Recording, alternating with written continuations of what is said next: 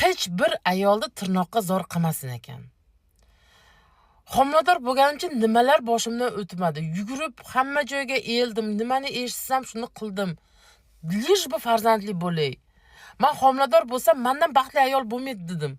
Borlig'imni sochdim. Moskva City'dan bitta uyimdan ayrildim. Butun borlig'imdan ayrildim. Bir tiyinga zor bo'ldim. Lekin dunyo begimga erishdim. Allohimga shukr, sekin-sekin hammasi joy-joyiga tushyapti.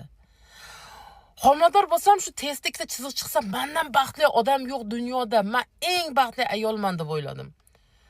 Baloni yebsizlar. Homilador bo'lgandan keyin hammasi boshlandi. Homilador bo'ldim, stressga tushdim. Qachon bo'yimdan tushib qolmasaydi ekan, voy bo'yimdan tushib qolmasaydi ekan.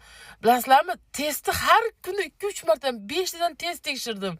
Joyda turibdim ekan. O'ziga 22 marotaba bordim. 22 mi yo 26 marotaba qildim o'zini. Dunyo begim tug'ilgancha. Dunyo begim qimillamayapti. Nima bo'lyapti ekan?